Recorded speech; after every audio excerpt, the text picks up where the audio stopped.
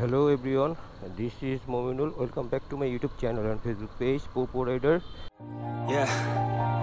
Everybody knows that I'm breaking down. Everybody knows I ain't faking now. Everybody knows my heart's faking now. এখন যখন যাচ্ছি অফিসের দিকে যাচ্ছি সেই চিরচেনা রাস্তা দিয়ে।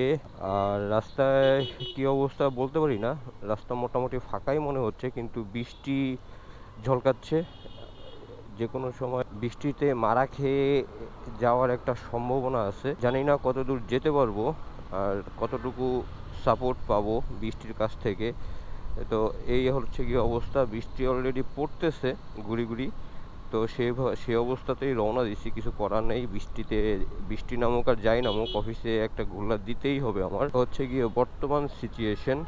কিন্তু বৃষ্টিতে তো আমার লেন্সটা ঝামেলা হয়ে যায়, আমার লেন্স না শুধু নিজেরও ঝামেলা হয়ে যায় বৃষ্টিতে, যদি জোরে বৃষ্টি নামে। এই হচ্ছে গিয়ে অবস্থা।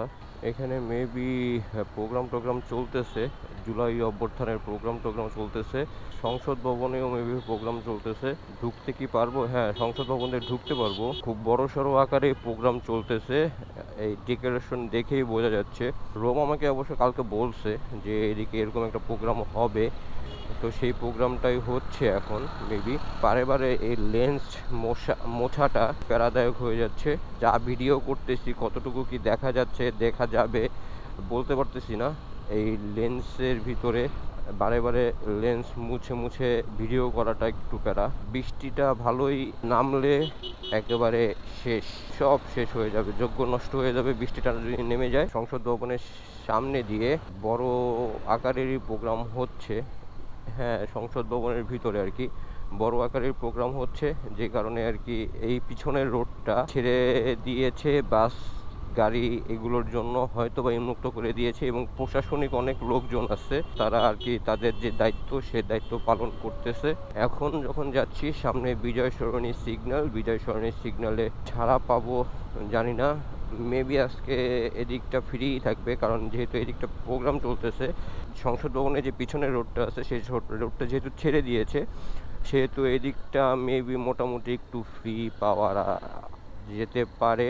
এদিকে স্টুডেন্ট যারা আছে তারা বিভিন্ন পদ্ধতিতে বিভিন্নভাবে র্যালি নিয়ে বেরোইছে। মানে জুলাই অভ্যুত্থানে যারা আর কি সক্রিয় ছিল তারা বিভিন্নভাবে বিভিন্ন র্যালি নিয়ে বেরোইছে। ওই যে একটা র্যালি দেখা যাচ্ছে, পদযাত্রা, এই পাশে একটা পদযাত্রা দেখা যাচ্ছে। বিভিন্ন গ্রুপে বিভিন্ন ভার্সিটি থেকে কিংবা বিভিন্ন স্কুল কলেজ থেকে তারা আলাদাভাবে র্যালি নিয়ে বেরোইছে। এই যে একটা সামনে র্যালি, বাংলাদেশের পতাকা। তোমাদেরকে স্যালুট ভাই, তোমাদেরকে স্যালুট। তোমরা অনেক উপকার করছো, তোমরা যা করছো এটা দেশ সারা জীবন মনে রাখবে। আর এদিকে এই যে গাড়িগুলো দেখতেছেন রাখা আছে, এই গাড়িগুলো সাধারণত এই যে একটা র্যালি, সাধারণত হচ্ছে এই গাড়িগুলোতে করেই তারা আসছে। তো তারা এসে এখন পদযাত্রা নিয়ে বসছে। রাস্তার মাঝখানে গাড়ি একটা নষ্ট হয়ে পড়ে আছে। বিজয় সরণি সিগন্যাল এখন ক্রস করলাম, সামনে মেট্রোপলিটন পুলিশের একটা বাস যাচ্ছে। রাস্তা মোটামুটি ফাঁকাই আছে। আর এই জুলাই অভ্যুত্থানে যারা অংশগ্রহণ করতেছে, মানে এই আজকের যে প্রোগ্রামে যারা অংশগ্রহণ করতেছে, তারা সবাই আর কি সাদা কালারের পাঞ্জাবি পরে একটা লোগো দিয়ে আসছে। মোটামুটি সুন্দরই লাগতেছে যারা আছে সাদা কালারের পাঞ্জাবি পরা একসাথে দেখতে। এখন যখন আমি যাচ্ছি হচ্ছে গিয়ে ৭ রাস্তার যে সংযোগ ফ্লাইওভারটা আছে বিজয় সরণি থেকে, সে রাস্তা দিয়ে যাচ্ছি। বৃষ্টিটা সহনীয়ই আছে আপাতত পর্যন্ত, জানি না কতক্ষণ সে সহনীয় থাকে। কিন্তু আমার কথা হচ্ছে গিয়ে বৃষ্টির পানিতে যদি ক্যামেরার ভিতরে ঢুকে যাওয়ায় বৃষ্টির পানি, তাহলে কিন্তু আমি কড়া একটা বাস খেয়ে যাব। রাস্তা মোটামুটি এদিক দিয়ে প্রচুর ফাঁকা, হাতির ঝিলে উঠতে পারলে বেরোয় যেতে পারবো ইনশাল্লাহ। রামপুরার যে রোডটা আছে, রামপুরার রোডটা কতটুকু কি ফাঁকা থাকবে কিংবা কতটুকু কি ফাঁকা পাবো, এটা হচ্ছে গিয়ে বড় কথা। আর একটা বিষয় আজকে আপনাদের সাথে কথা বলবো ভাবতেছি। কথা হচ্ছে গিয়ে আমার যে ইয়ারফোনটা আছে, মানে আমি যে ইয়ারফোনটা ইউজ করি এমনি গান টান শোনার জন্য, সেই ইয়ারফোনটার মাইক্রোফোনটা দিয়ে বর্তমানে আমি ভিডিও রেকর্ড করতেছি। ভাই মাইক্রোফোনটা এত ভালো, আমি নিজেও জানতাম না যে মাইক্রোফোনটা এত ভালো। মেন যে অডিওটা, সেই অডিওটা মানে ভয়েসটা নেয়, আমি দেখে অবাক হয়ে গেছি। যাই হোক, চলেন হাতিরঝিলে যাই, হাতিরঝিলে গিয়ে দেন বাকি কথা আপনাদেরকে বলি। কথা হচ্ছে গিয়ে আমি যখন এখন ভিডিও করতেছি, আমি আছি হাতিরঝিলে, হাতিরঝিল এরিয়াতে। এখন আমি একটু স্পিড আপ করে দেখব, কারণ আমার এই যে মাইক্রোফোনটাতে হচ্ছে গিয়ে ইয়ারফোন অ্যান্ড মাইক্রোফোন অ্যাটাচড করা। তো এটার যে অবস্থাটা আমি দেখলাম, এটা খুবই নয়েজ কম নেয়, নয়েজ টয়েজ কেটে টেটে তারপরে নেয়।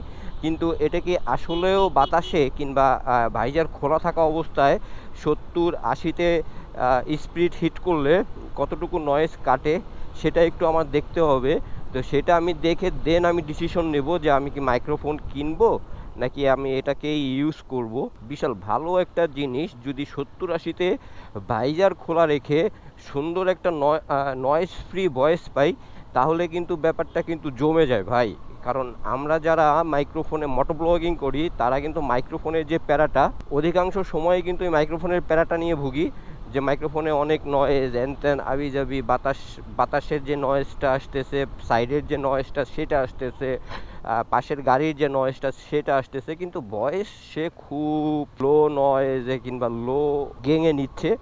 সো এই গেনটা যদি ঠিক থাকে, মানে আমার ভয়েসের গেনটা যদি ঠিক থাকে, আশপাশের নয়েজের গেনটা যদি কম থাকে, তাহলে কিন্তু ব্যাপারটা একেবারে জমে ক্ষীর হয়ে যাবে। তো এই কারণেই আর কি আমার এই পদ্ধতিটা অবলম্বন করা, কিংবা এই পদ্ধতিটা এটা আর কি চেক পারপাসে করা এই ভিডিওটা। সো আমি দেখবো, খোলা কোনো জায়গা পাচ্ছি না যে 70-80 পর্যন্ত হিট করব। এখন কিন্তু প্রায় 60-এ চলতেছে গাড়ি, এবং ভাইজারও খোলা ছিল। তো ভাইজার খোলা এবং 60 স্পিড মোটামুটি ভালোই, একটু বাতাসের নয়েজ টয়েজ আবিজাবি আছে পাশ দিয়ে।